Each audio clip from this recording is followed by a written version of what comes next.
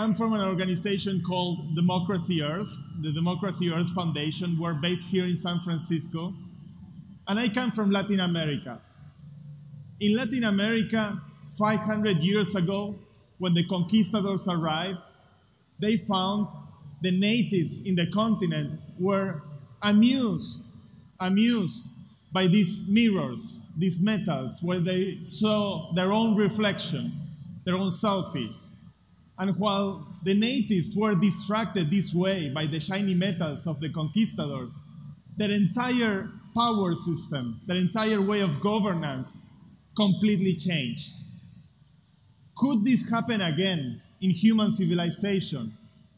Well, I'd like to argue that it's actually happening right now. Again, we are all trapped by these mirrors where we see our own reflection, while our entire structure of governance at a planetary scale is completely changing. When we look at the phenomenon of the last 3 biggest elections that happened in the world last year, the famous Brexit vote in the United Kingdom, the Colombia referendum for the peace agreement between the government and the FARC, and the election of the United States, there is a consistent pattern going on throughout all of those elections and throughout the last 3 decades. And it's that voter turnout is going systematically down since the mid to late 1970s. Polarization is increasing, and young generations view the world one way, while elder generations view the world in a completely different way. The defining factor, intergenerational factor, is the internet. The internet is what's really changing our view of the world, and where there is a very big gap among generations. Probably in school we were taught this world divided in nation states that control territories, that control frontiers, that build walls, that separate us. That's the land. The land controls matter and controls our body. While in the cloud, the world looks completely different. There are very few, very powerful organizations that control our information, our privacy, our identity, and these are spread throughout the whole world, and that's the cloud. And we're in this world trapped between the land and the cloud. The land with a mindset of the past, and the cloud with a mindset of the future. The land trying to control our bodies and our territory and our property in a physical way through force. The cloud controlling our information, our privacy, and our data. This is the most important slide in the world, like the most relevant chart you will ever find, and that's human population increasing more beyond exponential rates in the last century. And as we are diving into the 21st century, we must seriously ask ourselves, how are we going to govern and how we're going to do politics in a world whose population has increased and will increase in such a drastic way. So this is what we're focusing on. What it means to build a post-nation state democracy and how it can be achieved, how it can be done. We started in Argentina. If you are wondering where my weird accent is from, it's from Buenos Aires, Argentina. 5 years ago, we implemented a Trojan tactic, trying to change the system from within.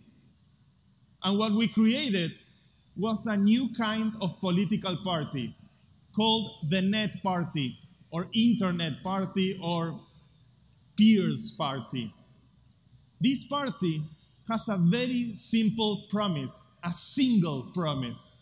Its candidates are committed to always vote in Congress according to what citizens decide online, period. And the party uses open source software that is built in the commons, that is not owned by anyone, but by everyone. So we literally built a Trojan horse to do campaigning in the streets of Buenos Aires, an incredible tactic because The minute you see a massive Trojan horse going through the biggest avenues of the city, people really start paying attention. And we ran for elections in 2013 for the City Congress of Buenos Aires. Our candidates were all committed, myself included as a candidate, to always vote if we were elected according to what citizens decide online. We got 1.2% of the votes, 22,000 votes. It was a great start for a new party that had existed for a little bit over a year. And we started learning about what are the challenges that the system faces within. How does the system look from the inside? We didn't got the candidate elected. We didn't got enough votes for that. We needed 3% to achieve that goal. But the Congress agreed to do a pilot with the software we were building. And all 15 parties in power agreed to present a bill, and if that bill the bill that got enough votes would be treated in the floor of the Congress. It was the first digital democracy pilot, as far as we know, done in the American continent. But we also discovered the B side of things, or the dark side, corruption. We found ourselves embedded in a very corrupt political culture. In 2015, we did not run for elections because I was personally asked to bribe a federal judge. And the whole process on how you end up in a situation like that is a very nasty story to tell about real politics. Includes spying, includes sabotaging meetings, and online and offline harassment. It's a violent system. And it's like that pretty much anywhere in the world, especially in developing nations like Argentina. Even within new generations of activists, we found politicians that we discovered that have multiple identities online. If you want to steal an election, control the identities. But we got an incredible call in 2015 from Y Combinator. Probably you know about it. It's a very well-known seed investment firm. And they invited us to come here to the Bay Area and think about democracy at a global planetary scale. And we started a non-profit organization. That's the Democracy Earth Foundation. Our website is literally democracy.earth. If you type democracy.earth in your favorite browser, you will be able to learn a little bit more about what our foundation does.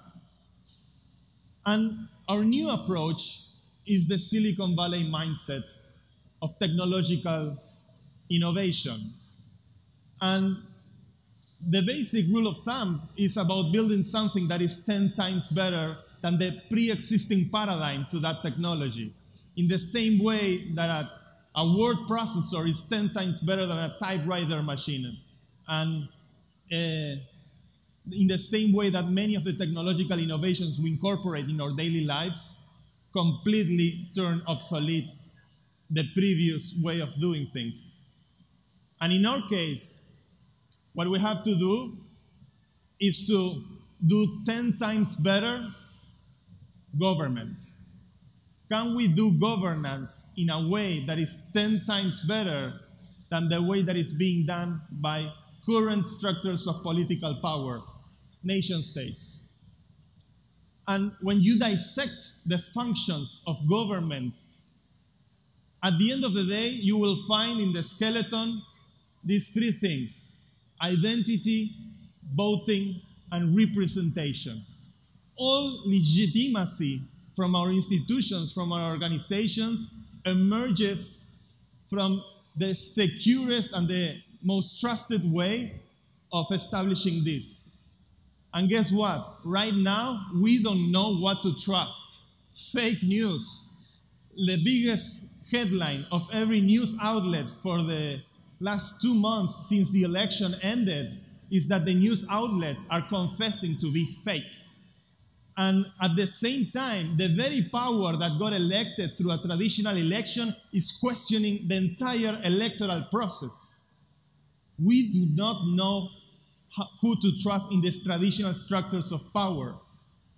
And that is breaking the legitimacy not only of a particular government in a given context in time, but there is a bigger megapolitical trend that has to do with the end of the nation state as a whole, as the internet and the new technologies that are being possibilitated by the internet starts taking control of the world. We actually vote every day. Voting is already the main interaction we do in our phones and in our computers every single day, on Facebook, on Twitter, on Reddit, on whatever kind of social media you use.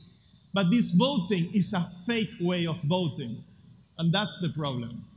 It's a way of voting that has no institutional implications whatsoever. It's only done for the purpose of sucking more attention from us. Editorial, publishing, advertising purposes. If I control your identity, I control your thoughts. So, can we turn this into a real democracy? There is rising new technology, very innovative, that has been emerging from the circles of software development, open source software, cryptography, and modern ways of establishing decentralized networks that are very relevant to the cause of trust online. And the Bitcoin blockchain is one of those examples.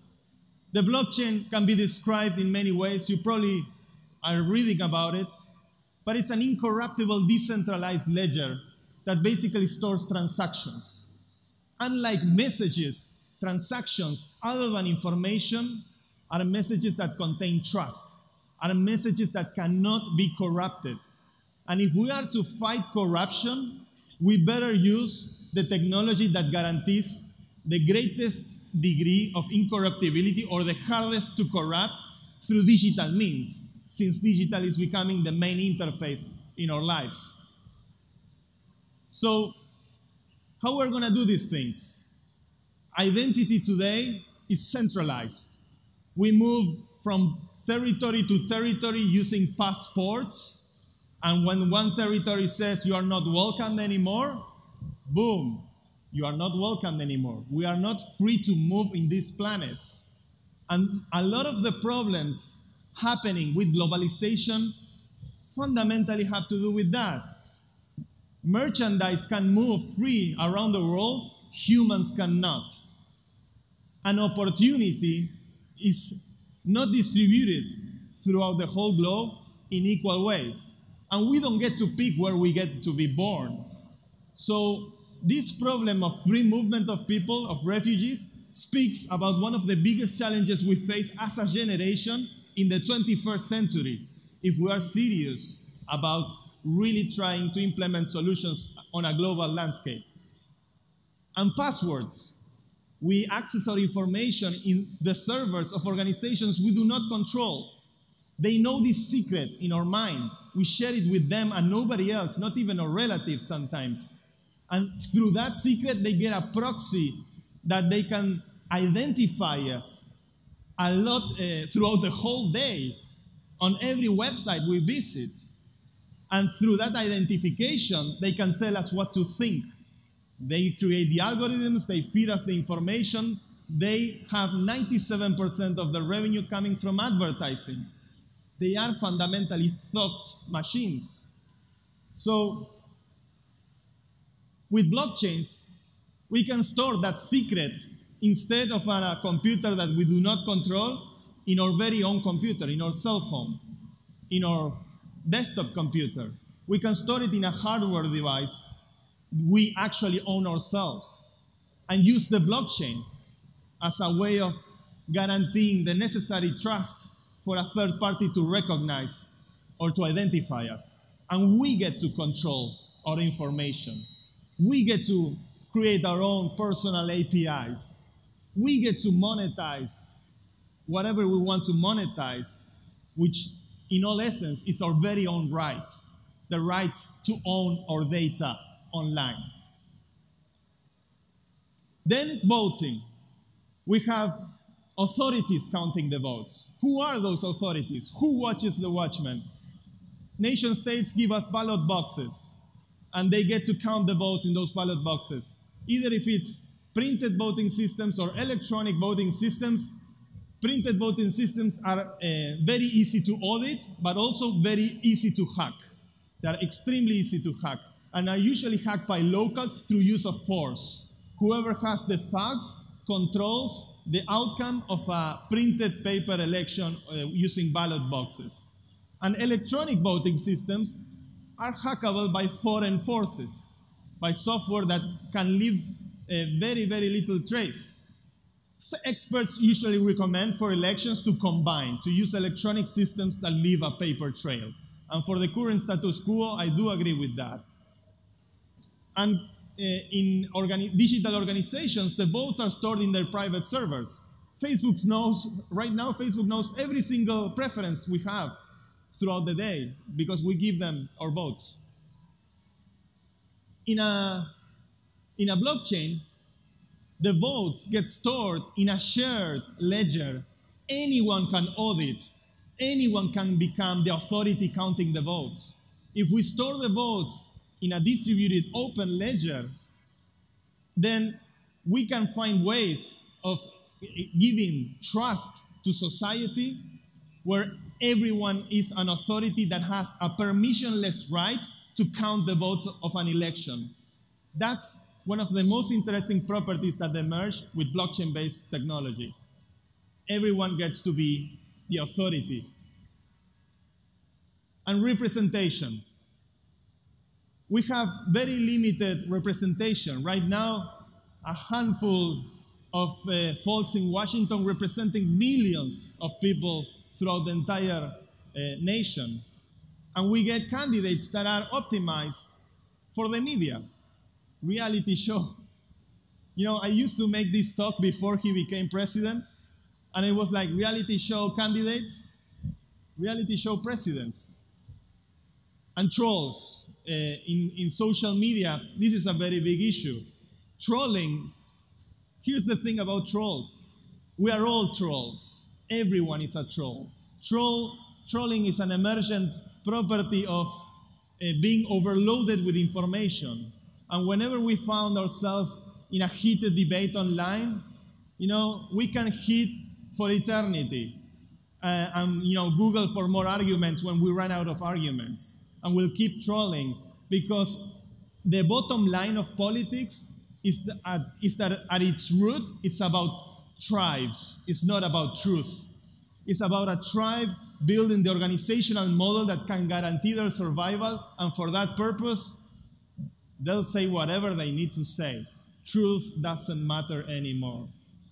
And where are we coming this? The model that we are exploring that is very relevant for the purpose of democracy is that we do not need only to scale the voting, we need to scale the understanding of what is being voted. And what we've been researching for the past couple of years is this idea called liquid democracy. That is a hybrid between direct democracy and representative democracy. You vote directly on the issues you care, or you delegate your vote to someone that already belongs to your social graph. Can be a neighbor, can be a family member, can be a friend, can be a politician for all I care. But you get to decide in a very horizontal way because we are already connected that way as a society. Who do you trust your judgments to? And liquid democracy has tremendous potential. It cannot be implemented anywhere else but on the internet using blockchains. And we are actively building that software. So I'm not talking about direct democracy, representative, liquid. You know, those are academical categories. I'm talking about democracy, period. And democracy is always a work in progress. It's not a complete absolutist idea like all the other ideologies out there. It's the one exception that pushes us to think about how we think collectively as a society, thinking together. And on the age of the internet, on the age of climate change, of refugees, of rising fear in the world, I think that we need to raise this flag as high as we possibly can. You may say, I'm a dreamer, but I'm not the only one. Thank you.